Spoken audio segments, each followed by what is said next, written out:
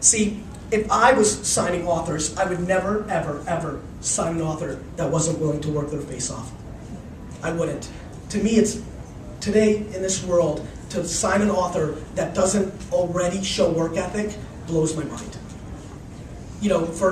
Listening to other authors as I've gone to other events and other people event, the expectations they have for their publishers to make it happen is obnoxious. I didn't expect Harper Studios to do anything. I knew they were going to, and that's why I signed with them, but I swear to God, I really went in thinking they weren't going to do one single thing.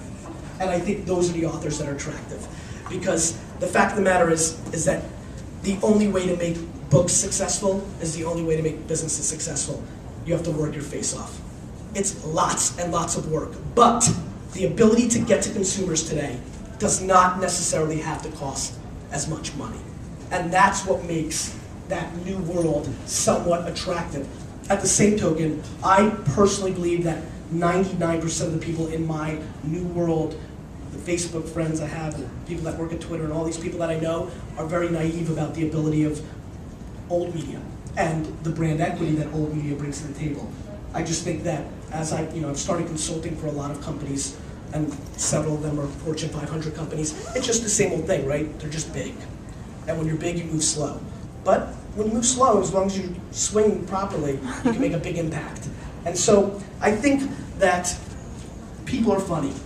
I think that we're very interesting characters. We mold our decisions on what we think are going to happen based on our own personal interests.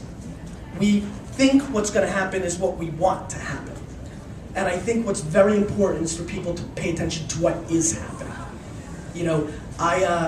I have a beard right now because I'm not shaving until the Jets lose, so that's working out so far. So it's my playoff beard, but it kind of was my playoff beard for business this year. I'm putting my head down and I want to build my consulting company, VaynerMedia, up, and we've done some great things with the National Hockey League, and Campbell's is now a client we just signed, and we're doing some really interesting things, and I want to make it happen. You've got to execute. And I think one of the biggest initiatives that I have for 2010 is strictly mobile.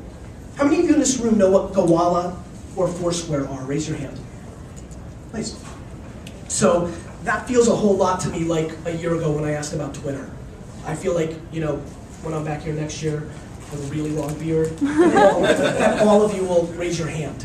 I think mobile GPS-driven things are going to be very, very interesting. I sold extra books because there was virtual Crush It books available from Gowalla at the cost pluses that I was signing at. So people came to get the virtual good. People are funny. The world's very weird. There's a site in South Korea called Cyworld where people have a room. That's their social network, like your Facebook profile, Twitter profile. It's a room.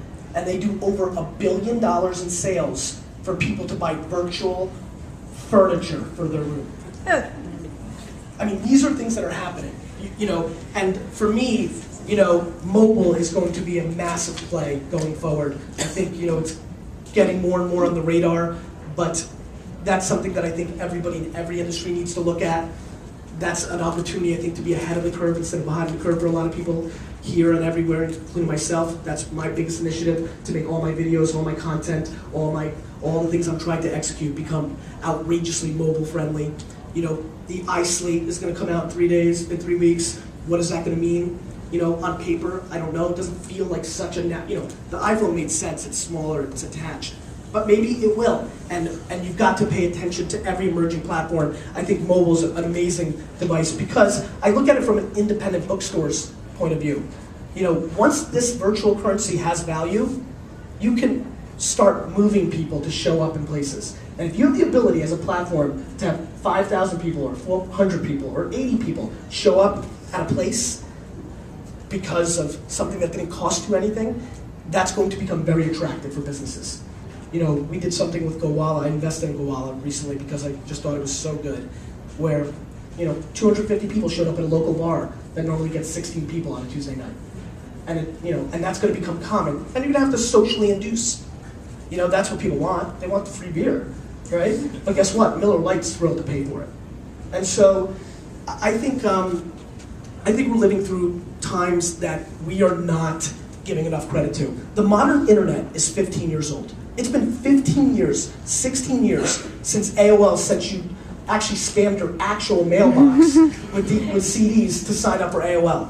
I mean, it's 15 years old. From a business standpoint, we are dramatically underestimating that cultural impact. You know, Facebook and Twitter and all these things get the credit. It's the internet. To the audacity we have to even not recognize that that's what's happening and give it the due credit. I mean, it's a baby, and it's culturally shifted everything. And you know, the publishing industry. I mean, how, you know, I can't fathom a world, not 5 years or 3 years, but I can't see a world in 15 years, which is not a long time, or 20 years, which is not that long of a time, where why would anything be printed, right? I don't think it's going to happen tomorrow, and I think at some level there always will be stuff, but you know, I signed a 10-book deal, and in the back of my mind, do I think my 10th book, the actual book, is going to be like a souvenir or a novelty product? It could be. I mean, things change, and they change really, really fast. In 1997, when I launched WineLibrary.com, I went to a conference and I spoke about launching a website and why it was good and what I thought. And most of the talk was making fun of Amazon. Most people don't make fun of Amazon. It was just that, like how stupid it was, and why would anybody want to do that? You know, how many people in this room know Zappos.com? How many people bought something from Zappos.com? So I think Zappos.com is going to be the big case study from this generation, because Zappos was not the cheapest price. In a day and age where you guys could have all looked up that commodity product and got a cheaper price, they weren't the cheapest. They weren't even close, actually, a lot of times. They won on culture. They won on DNA.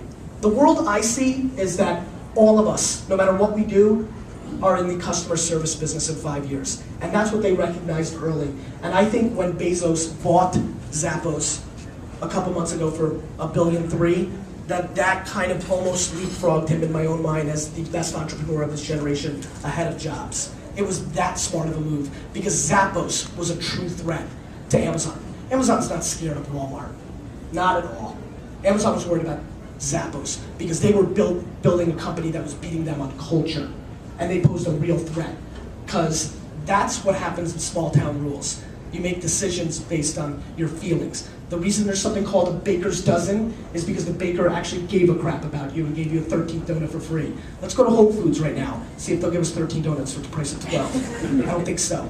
And so I think those kind of feelings, as we get connected and smaller, are going to allow for a lot of smaller brands, smaller entrepreneurs, and a lot of niche opportunities to happen. Because when you wanted to start a small business 10 or 15 years ago, you had to spend a $100,000 loan to build it, and if you failed, like many did and do, you were done. You were so behind the ball. Now you can go online and do it for so much less. And the eyeballs are going in that direction.